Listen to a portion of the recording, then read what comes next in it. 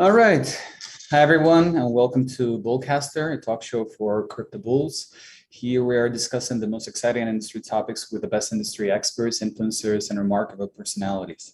So this week, we have a very special guest, meet Anastasia Drinevskaya. She's CEO at Cointelegraph Communications and creative director at Cointelegraph. Anastasia is also an actress and TV host. Hi, Anastasia. Hello. Too many expectations in this introduction. Well, listen, we do have a lot of expectations, otherwise we wouldn't invite you here. So we wanted to thank you and to Cointelegraph specifically for supporting our show and sharing news about it. And actually, we noticed that, a lot of people comment on your tweets and other social media where you're very active that, it's exciting that, you have a female CEO in your company and, diversity, all those things are important right now. So that's that, right? But today we're going to discuss, how Web3 will reshape media.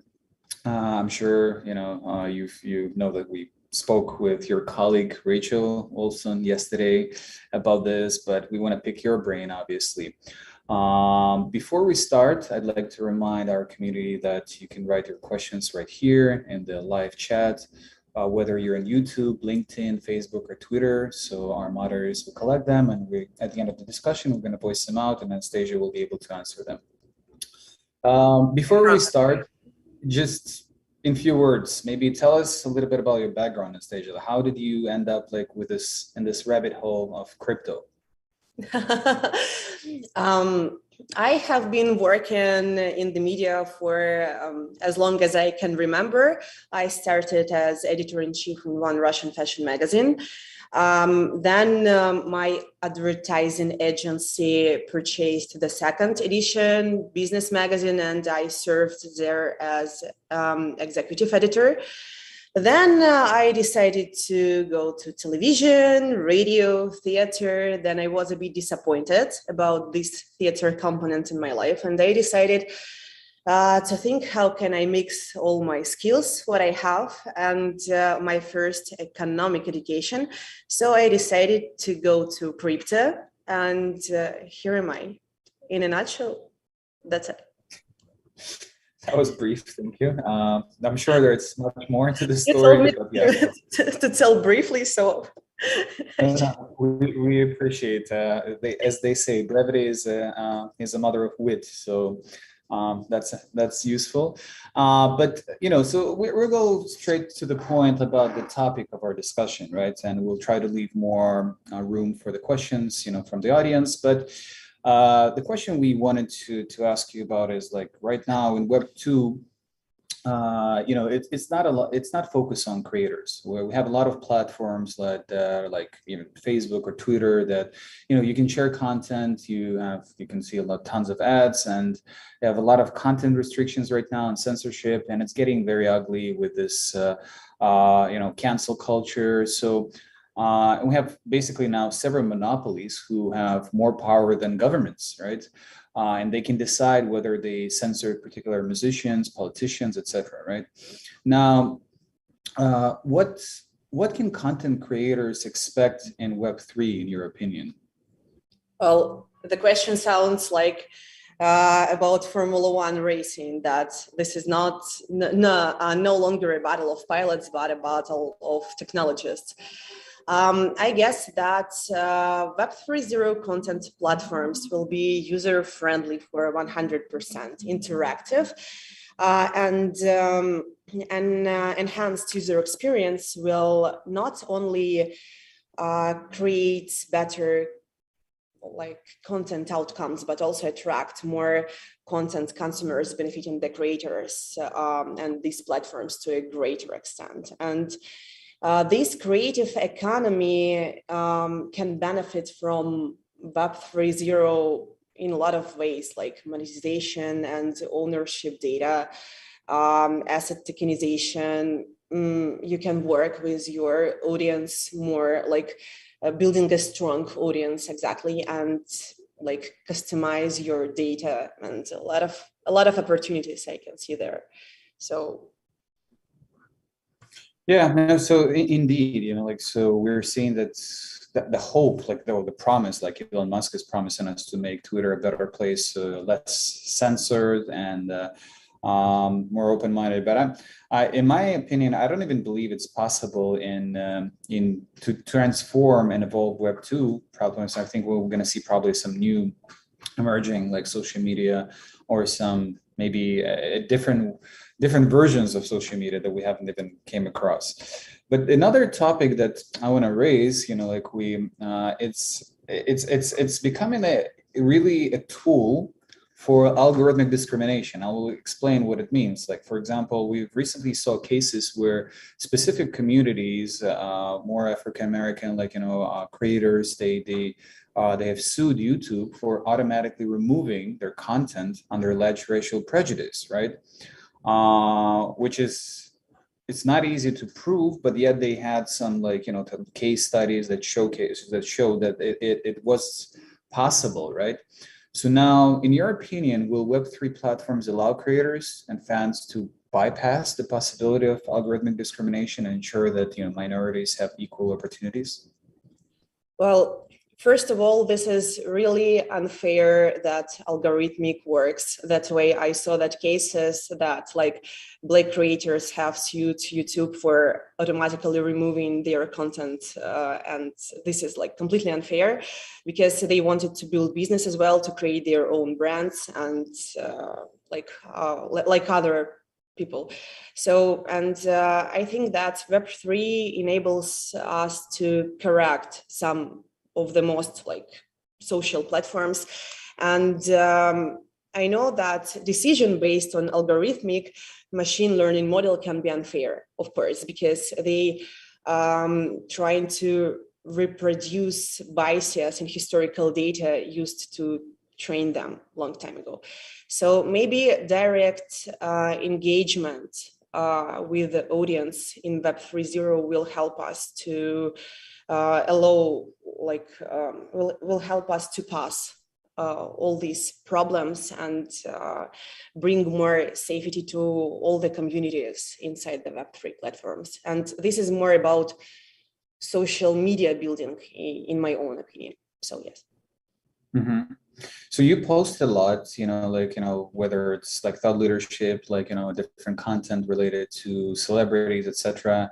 And in terms of Cointelegraph, we asked this, Rachel also, but I'm curious to see and hear your opinion of what's the future of the Cointelegraph is one of the biggest media in the crypto space, or the biggest media, right? We'll see, Cointelegraph in the metaverse in the coming future, or how would it change the interaction with your audience? Well, today the presence of any product in the metaverse is considered as a basic marketing model, the basic marketing task. And I would be cunning if I say that we do not strive for this. Of course we do. And the first question, I guess we have to answer here, will the metaverse save journalism in general? And here we have to realize that, as an industry, that this arms race to the metaverse is made through 10-figure investments and deals. And if companies with billions of MAU are getting ready for what they see as the next thing, should we stay passively or on the sideline? No, of course not. So this is a huge opportunity for the news industry to stay current and ahead of the curve.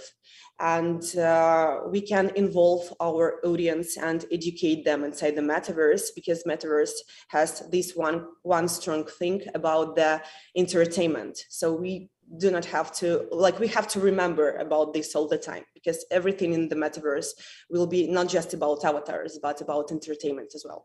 So, and the metaverse fulfills our core human desire to connect with the community, find some common things and have shared experience.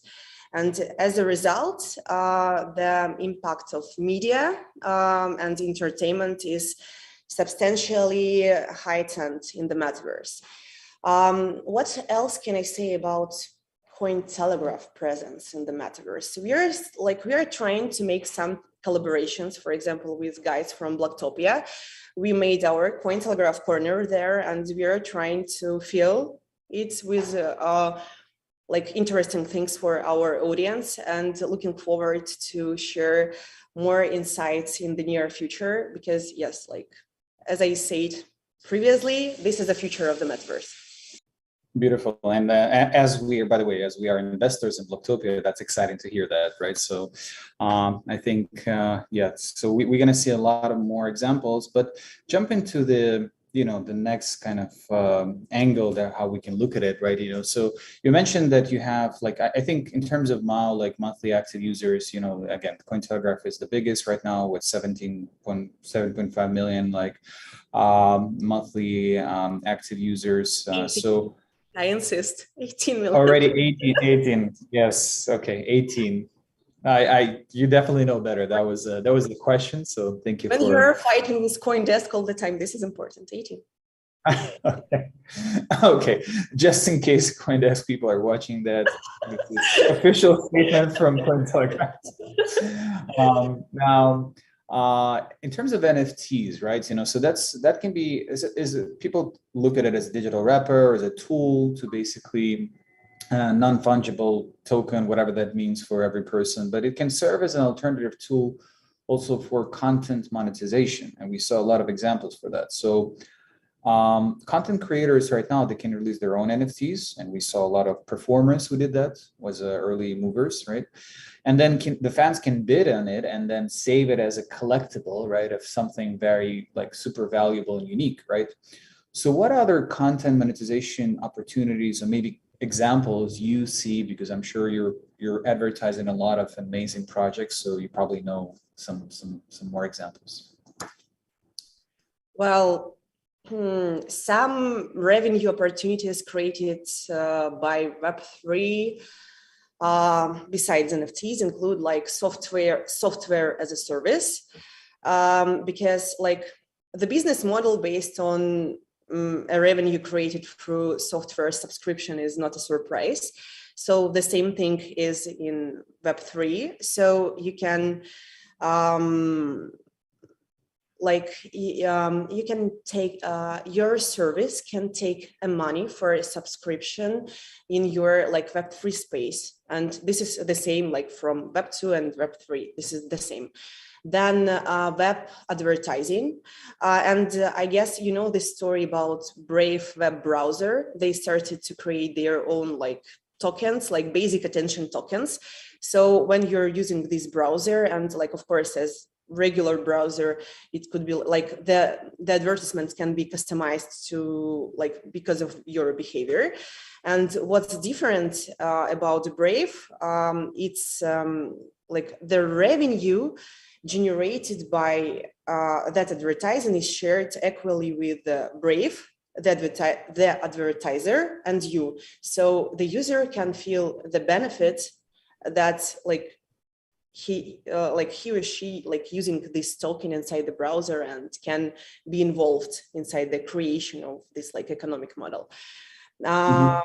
Then DeFi, I guess, like you can encourage savings in stable coins, and I guess backend as a service, like you can prove, like this is more about fashion, I guess, that you can prove that sneakers or watches, they are real deal, that you can be transparent because of the transparent nature of the blockchain, and consumers could be confident that what they are buying is the real thing. And a Web3 BaaS manages the blockchain aspect for the manufacturer, so they can focus on their products more. So no, for sure, and I'm sure there are much more like, you know, like staking and farming, like, you know, there are the opportunities just to even stake the NFTs right now. There are platforms that provide you, they're fighting for your yield, you know, like, and just lending sometimes can allow you to still hold your asset and then somehow extract the dollar value or the stable coin value per se. Mm-hmm. Yeah. Now you can reinvest those assets like, in some platforms like, like launchpads, etc. So there are a lot more opportunities. So last question that, we kind of prepared here, and then we'll go, because we already have questions from the audience. We can see the emergence of, blockchain powered Web3 media, right, and content sharing platforms, where both creators and consumers have more rights. But again, could you tell about how Web3 platforms will be different and in a practical way? So you as a person who's basically media expert and been in media all your life, right? So you can see the transition probably more clearly than an average user or consumer, as you mentioned, right? So what will practically change? Maybe top 3 features or experiences? I guess, first of all, it can be much easier to launch a product in Web3. Even an unknown entrepreneur can build products that plug into existing network without permission from an established platform.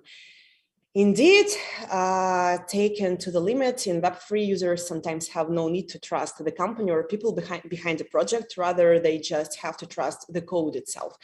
And for example, some recent fundraising campaigns supporting humanitarian aid efforts in Ukraine have been run through smart contracts and that automatically transfer all funds received to the Ukrainian government or associated charities, which means that donors can trust that their funds will be used properly, even if the campaign organizers are completely anonymous. And this is amazing, I guess.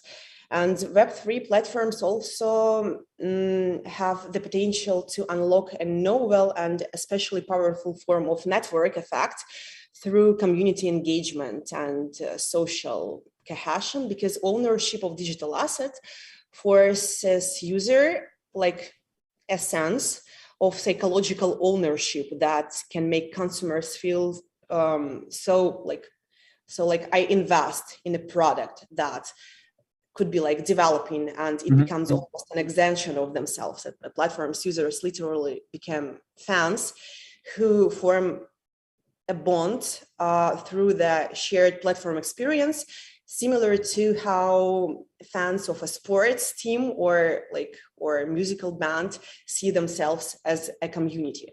So this community shape, I guess, excited me a lot.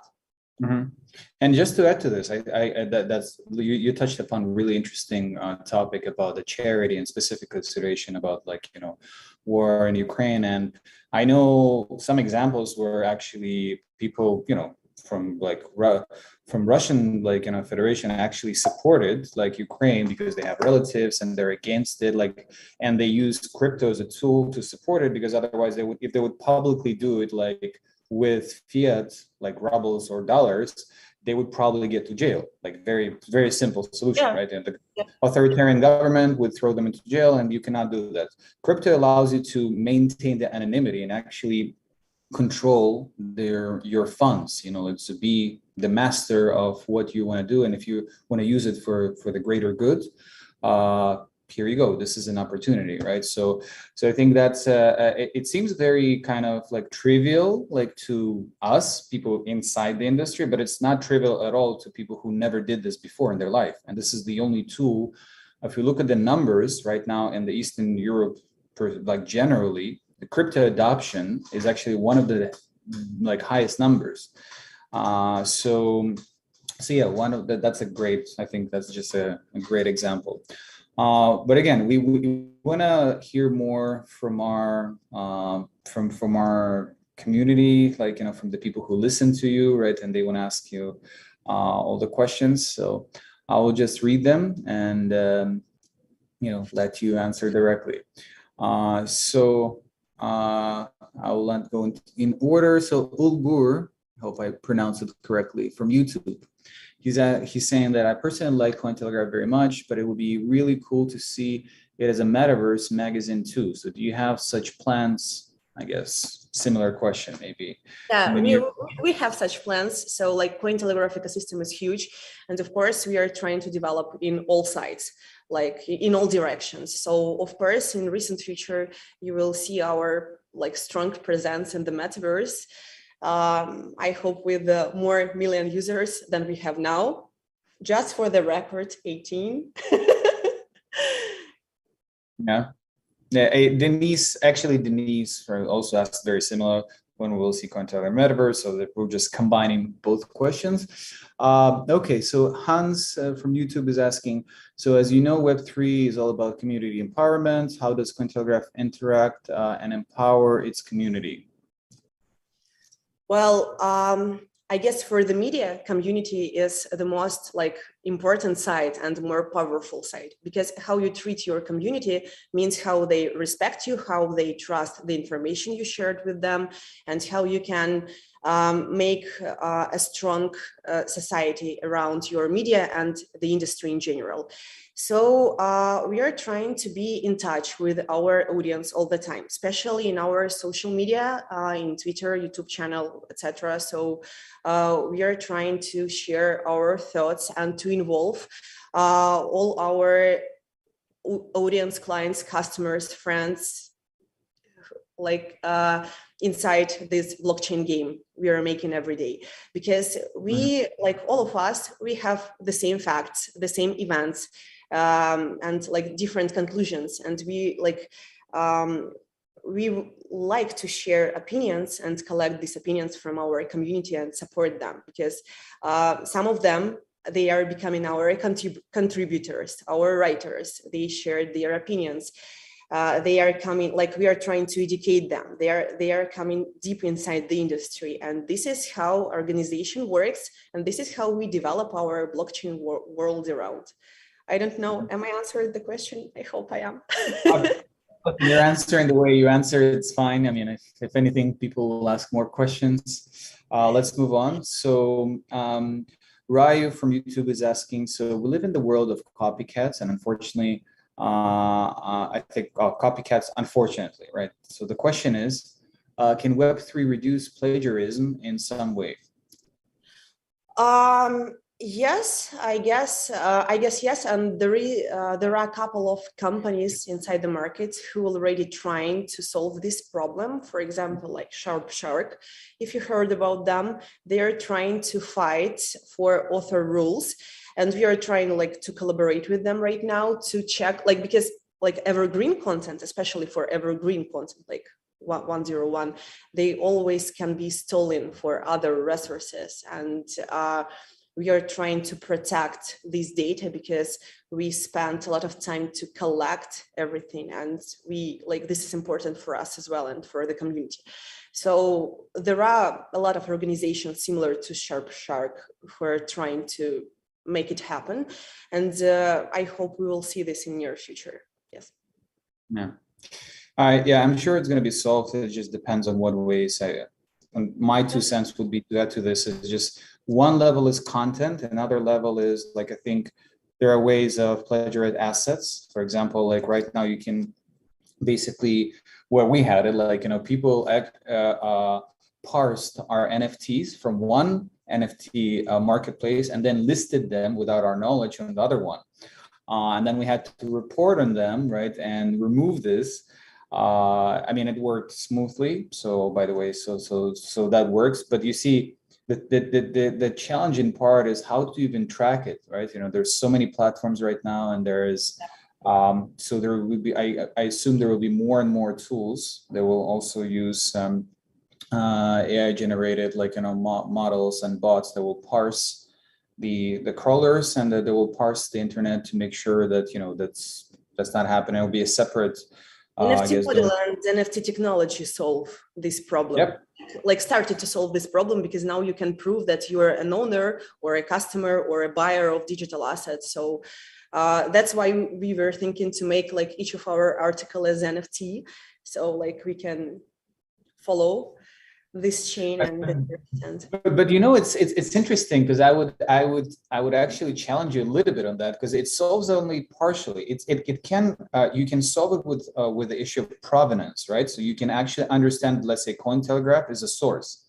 However, if somebody will actually want to list a similar NFT on other platform, it would take you time to even understand that happened, right? And by that time, a person can already collect the funds for this. Like, so it's still like kind of technology solves only partially the problem because human beings are very creative in scamming each other, unfortunately. So there's nothing to do with technology, right? Maybe that's why we have blue marks in social media, like to understand the correct resource. Yeah, but anyway, yeah, so that's a separate topic that we can like address it for hours probably. So okay, so let's go to some other questions. So Raphael from YouTube is asking, so BullPerks and Cointelegraph, can you guys maybe partner? I can see the future of this partnership. Well, could you please send your email with your request to anna@cointelegraph.com and I will make the future happen. Okay. Agreed. So this is recorded. So yes, so that's at least we have that on our show. I think it's an amazing outcome. We can finish on this note. Like it's not much to say. Please subscribe and huddle. Swipe on right. Yes. So maybe other good question that I skipped actually. So that Nakamoto-san from Twitter is asking. So what are the chances? Sorry? Maybe Satoshi Nakamoto.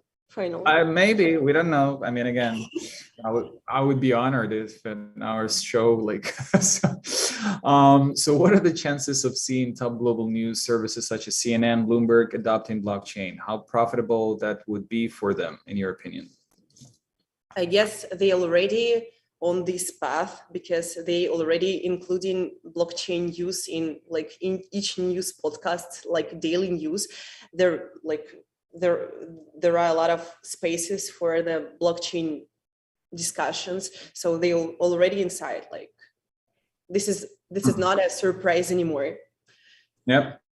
Actually, you know what's interesting? I was chatting with Sebastian Bourget, like the co-founder CEO of Sandbox yesterday, and he mentioned that they had a special during NFT and WC.